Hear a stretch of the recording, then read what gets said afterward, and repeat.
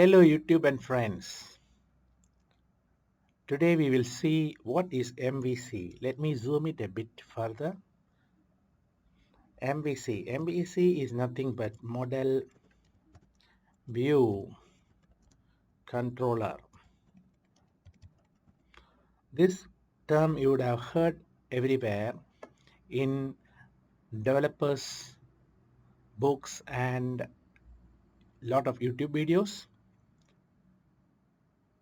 So here we will discuss about Node.js plus Express server,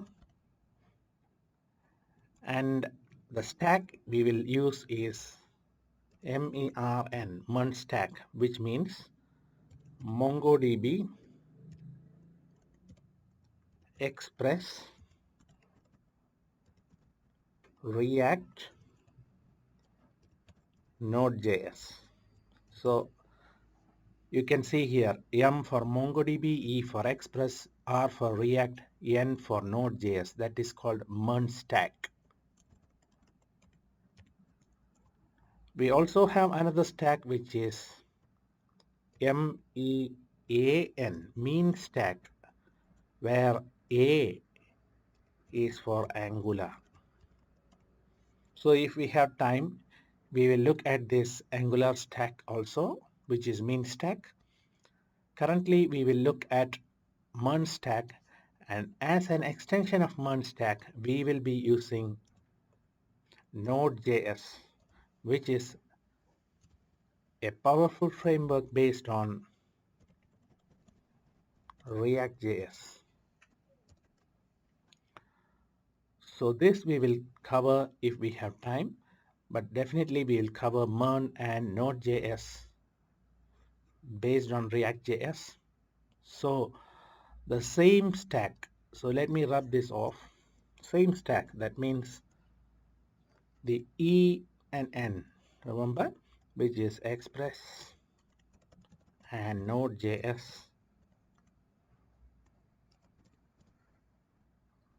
is the backend, and React or Next.js is the front end.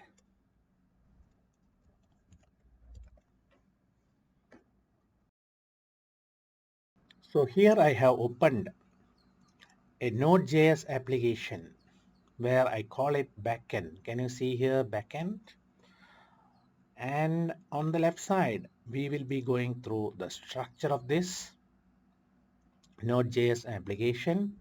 First of all, we got a configuration folder which we have named as config, and for the models we have models folder, and node modules, of course, it's all the dependencies that has been installed. And then we will have a routes folder, and then an application.js, which we call it app.js file, and these are the package.json and package.json files. So basically this is the skeleton of the Node.js application. We'll be going through this skeleton in detail one by one. So let's open the configuration folder. So we see here there is a config.env and db.js. So let's go into config.env, which is the environment file. Here we have declared port as 5000. So why I have declared port as 5000? There is a reason behind that. Usually React.js runs, or Next.js runs at port 3000. So I don't want to disturb the default architecture of that. Of course, we are able to change the port of React or Next.js to run at a different port. So currently we won't disturb that architecture, which is a default at port 3000. That's why we are running the backend. Remember, this is the backend I am talking of, because backend is the backbone of all the applications, which is always interacting with the database. And as such, I have declared port as 5000. And what is this Mongo URI? That is the link that connects to the database at the Mongo cloud. So to understand how to connect database to Mongo cloud, this is a bit beyond this topic because that needs more detailed explanation, and I think and I hope you guys will get a lot of good videos in YouTube itself where how you can connect to the database and make the collections, which is called employees in this case, or students or teachers or whatever it be, the collections in the database. So Mongo URI is connected this way, and of course I need to blank out my password. So you can see here I have blanked out the password so that you also can use your own password to connect it like so. Now let's go to db.js. So here in db.js you can see the first command is mongoose. So mongoose is a package that we have installed here. So talking to the packages, let's go into packages first.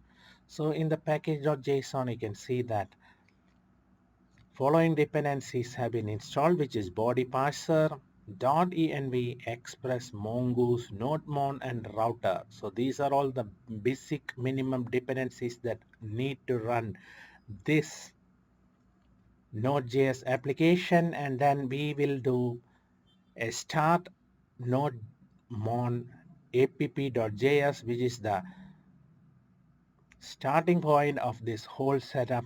app.js is here, and main will be app.js, which will be used by start with the nodemon dependency. So why we have this nodemon dependency? Because it's something like a hot reloading. You would have heard it. So any changes, if we refresh, we'll be able to see it. So I will show you how to run this application first. We just type npm start and you can see the application is being run with the nodemon dependency helping us to run it somewhat like a hot reload. So here we can see MongoDB has been connected to the cluster so and so. So the application is now running. So later I'll show you how we can see this application. Okay. So let's come back to the package.json. So being discussed about all these dependencies, let's close this file. You can get this whole application in my GitHub, and you're free to download and use it at your own interest, and you can even upgrade and learn up further. I'd be so happy about that. So now let's look at the db.js. So here, as you can see, mongoose is being called by require mongoose. So whenever we want to add in any package which we have installed through npm, we have to use require with that package. This is mongoose is just a variable. So don't be confused about this require and mongoose. Even I can put mongo, no problem. So then we are initializing another function which is connectdb, which is an asynchronous call, and hence you can see a wait. So this is an asynchronous call to the URI. So here we have a standard syntax which we need to follow. So if we want to understand more on use new URL parser, use unified topology, etc., you can Google it and you will be able to understand all these. So we won't be going into side topics. We will be focusing very clearly on how to run a Node.js application in this episode. So we are initializing a try catch block. In the try, we are initializing a variable called conn, which is connection for short, await mongoose connect process env mongo URI. So this is how we will call the config env. You can see here Mongo URI has been already defined, and then through this .env, which is a package dependency that we have installed here. You can see here the package dependency .env. Using this .env package, we are using this try block with a connection variable which will connect mongoose connect process env mongo URI with all these parameters set to true, and then we will console log MongoDB connected with CONN connected host. So you can see here the output displayed MongoDB connected. So let me change it and tell you. I put a question mark here just for understanding purpose, and you can see here it is responding as MongoDB connected. So we'll set it back. This is just for our indication that MongoDB has been connected. If something went wrong, then we will see errors. So for example, I go into, instead of this URI, I put URL. Let's see. So what happens? You can see here app has crashed, waiting for file changes before starting. So connection, it's all talking about connections, right? So that is how we will be able to understand that the server has connected to the database successfully. You can see here. So that is the main purpose of this db.js, which is connecting to the database. And then the catch will have console log error and process exit with 1. And finally, we had to put module.exports is equal to connection connect.db, module.exports is equal to connect.db. So now let's look at the whole structure of this db.js. You can see .js indicates that it's a JavaScript file, and basically we are using ES6 syntax. That's why you are seeing here async with a fat arrow function, and that is a ES6 syntax. So why we use ES6 syntax is because it's very user friendly and we are able to see clearly rather than we writing function like that. So actually this is a function call, but we use fat arrow, which is ES6 notation. Now the thing is that being a JavaScript file, we have to follow all the JS syntax, and hence now you will understand that Node.js is basically a JavaScript based architecture, and hence if we know JavaScript we'll be easily able to understand. That's why we'll having module.exports is equal to connect.db. That's how we export a function through JavaScript. So this is very simple, and you can understand JavaScript, then that means you will be able to understand what is going on here. It's very simple. Okay, so now we have gone through config.env, db.js. So we will close the config folder. Let's just left the package.json here in case we want to refer to it. Package log JSON is a file that has been generated automatically, which is a log file when we do the npm. Now let's go into models.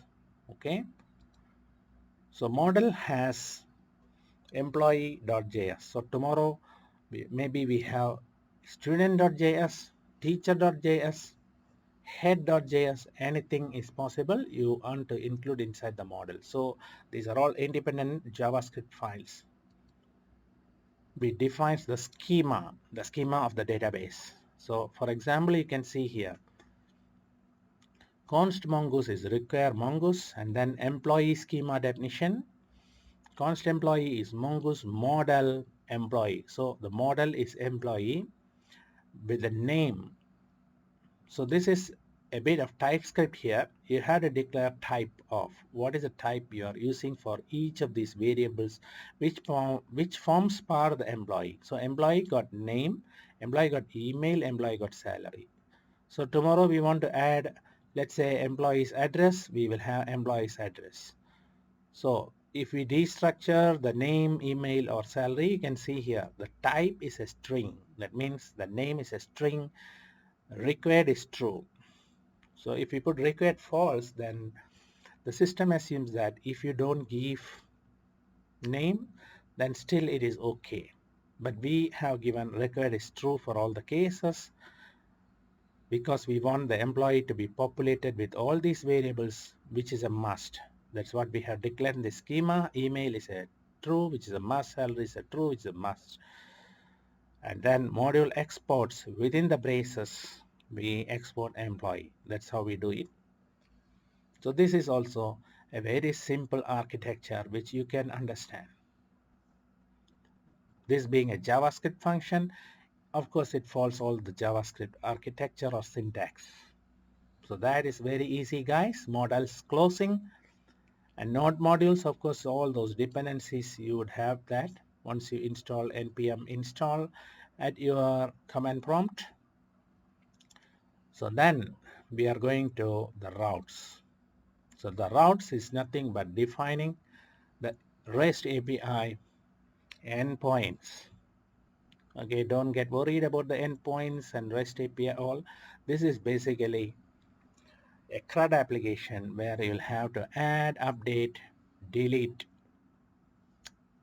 or edit. So CRUD is create, update, R is for retrieve, and D is for delete. So CRUD. So let's go through this. First of all, the basic backbone of this Node.js application is the Express server, and you can see that we are including Express here. We have installed Express here, which is version 4.18.1 as of now. Router is equal to Express router. So we use the router call from the Express, which is of course defined inside the Express. And then we have to install the router also, as you can see here. Then what we are doing here is constant employee, which is from the employee. We require the employee is a variable here, and you can see here require model. So where it is inside the model. So we are using the relative path notation here, double dot slash models slash employee. So you can see here employee. Let's say if we write employees, then it's going to show error. So you have to follow exactly employee. You define employee.js, you put here employee. If you define employees, which is plural, you have to put employees here. Okay, so that is the most important thing here. And then get all employees. So we are going to get or retrieve. Remember the CRUD, C-R-U-D, the R is what is happening here. So maybe I put here a bracket R, okay, which is CRUD. So let's save it. The thing is, you can see here that inside the routes we have defined index.js. We didn't declare it as route.js. Of course, we are at liberty to do that, but here we have declared index.js. Okay, and here what we have to do is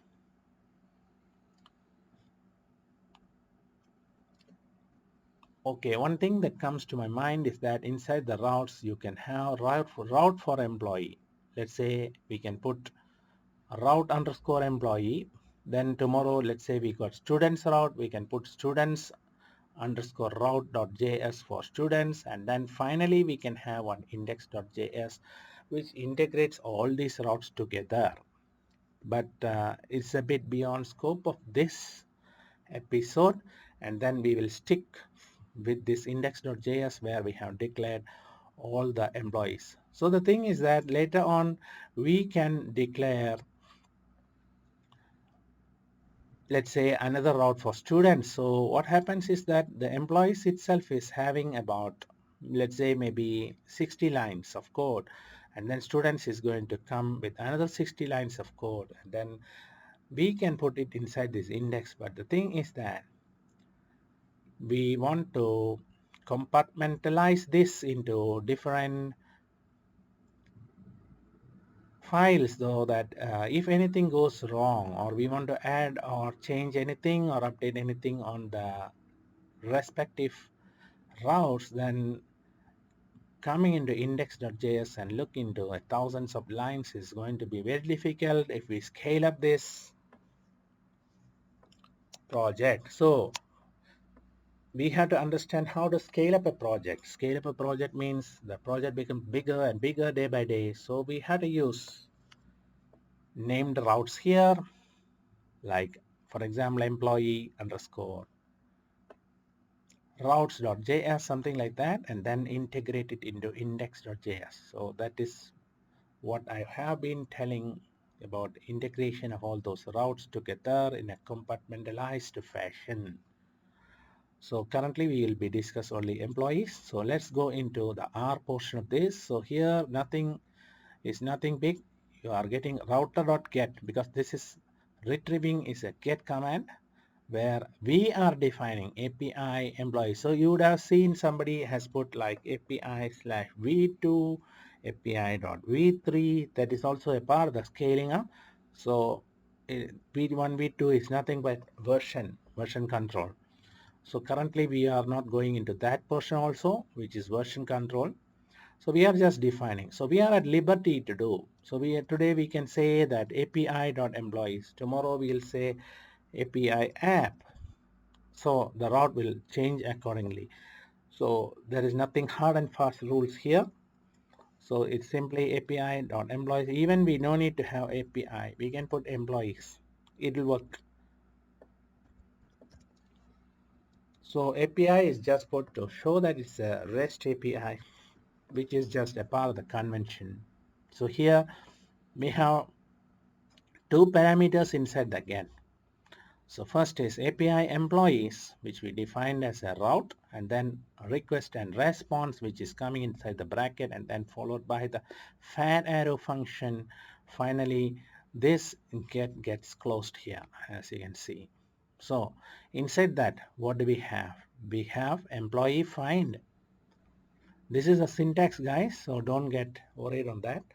This is how we'll do it. Employee find with the error data, and again a fat arrow function. If no error, then we response and data. So data is nothing but the data which is being called from the MongoDB. So the MongoDB data is available as a response, which we send it back, probably to the front end, right? And then we can see here how it goes, and then else console.log error. Okay, of course we can improve all these if and else commands with lot of details, which will be captured by the front end, and then we can save it or show it as like alerts in the front end.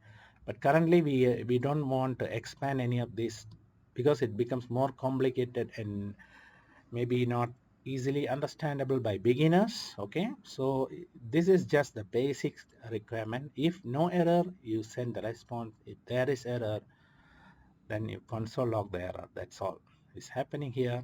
And then saving the employees. So inside the CRUD, it's C, which is create.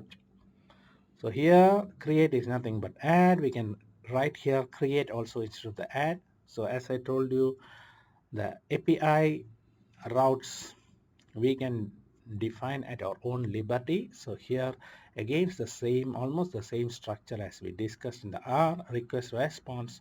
And then here we are declaring employee as new employee, because there's no ID that is being assigned here, as you can see, because this is a new employee. So ID will be automatically created by the MongoDB database, and hence we are just passing name, email, salary. Of course, remember that we have declared in the schema name, email, and salary as a must or required is true. So we are sending name, email, and salary to the database through this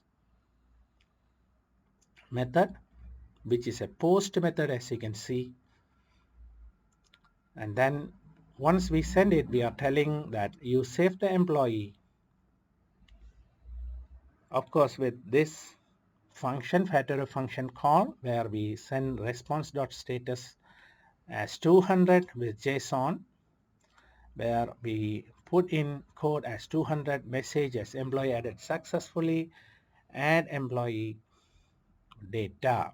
So the data which was added by our call will be returned from the database as data. So this is the returned data from the database, guys. Okay, so don't confuse. This is the forward and this is the return. So probably I can say that this is the forward call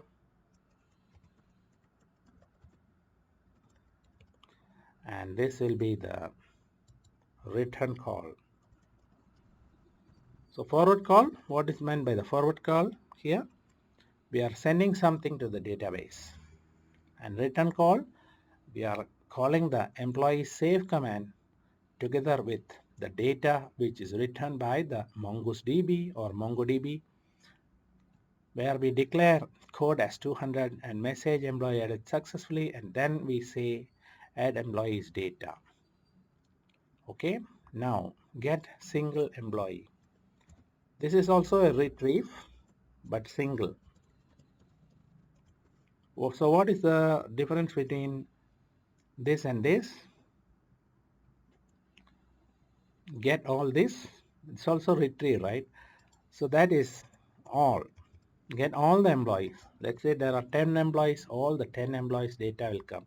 But here, if we want to show a detailed view, then we have to retrieve by a single retrieve. That means we had to get with the ID. That's the difference, guys. You can see there's a colon ID. That is the syntax that is needed for the route. So this is predefined. You cannot change it. So colon ID, that is the syntax here. Of course, you can change API, employee, whatever you wanted. Okay. So regress and then employee find by ID. So we are finding by ID. Request parameters ID. Request parameters ID means the ID is coming through the web browser as an ID, and then error data.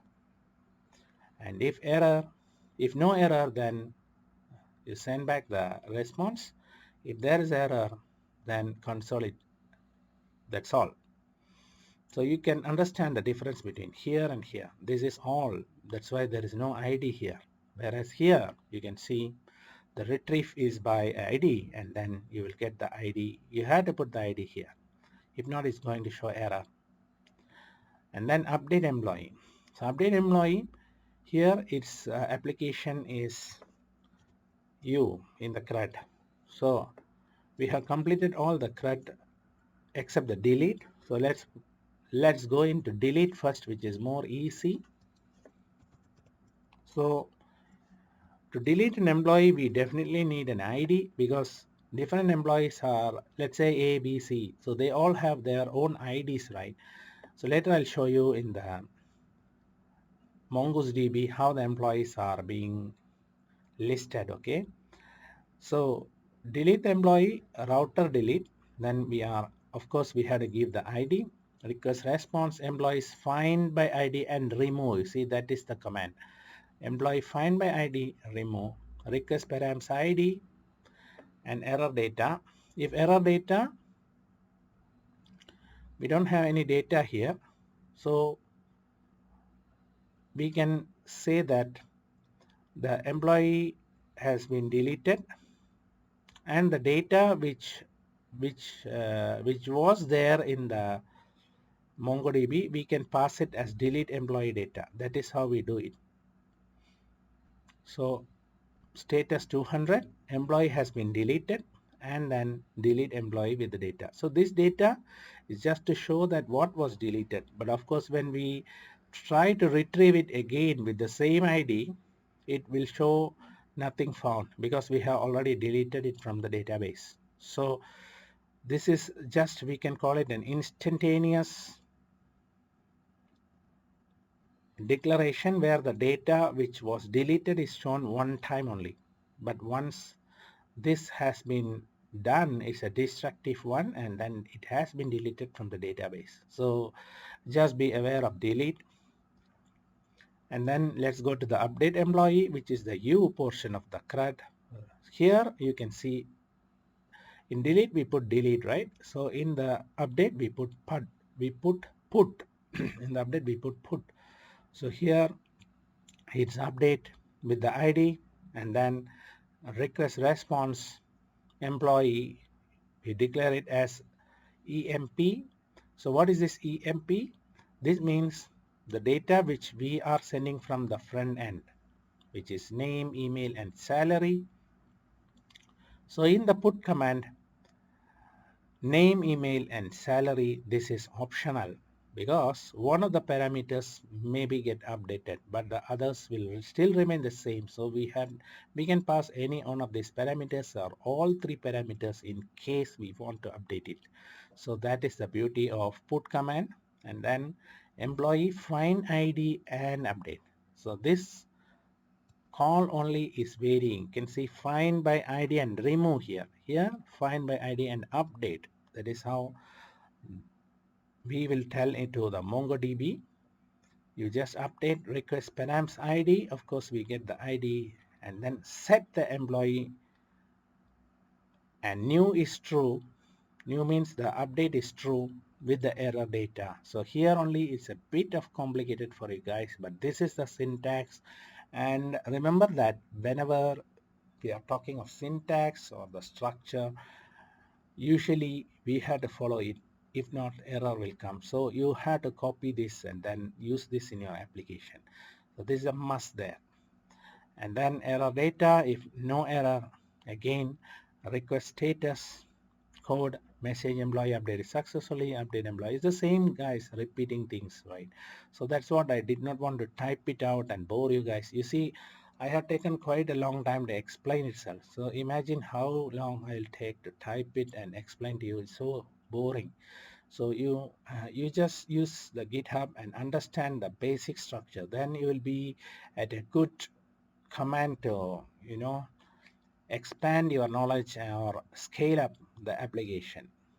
So that is how the index.js works in the router. So let's close this guys now. Then finally we are coming to the big guy or the big brother, which is app.js, which is our entry point. Surprisingly, you can see app.js is quite small, right? So you can see here, first of all, we are going to initialize express, and then .env, remember .env, and then body parser, require body parser. So then we are initializing app is equal to express. This is how we call the app, and then we will start to use app use, app listen. Can you see that? So here we can use app express, app use, app use, app use. Once the app has been declared, we will start to put dot notation and use it or listen to it. So now let's go through the structure of this program or structure of this JS script. So let's ignore all these commanded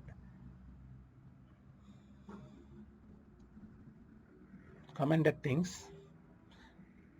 We will go into const connect db require config. So we are calling the config here db. Okay, so then we load the config.env through this command. Can you see that? .env config path, and then we connect the database. So that is how we do the structure. And finally we call app use slash require routes index.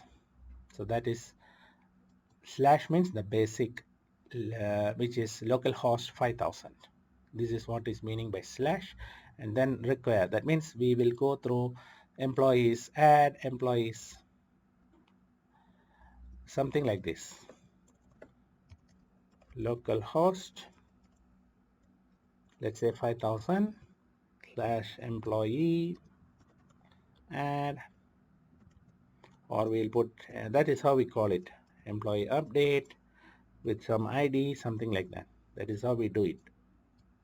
So that I will show in what's called Insomnia, which is another competitor of Postman.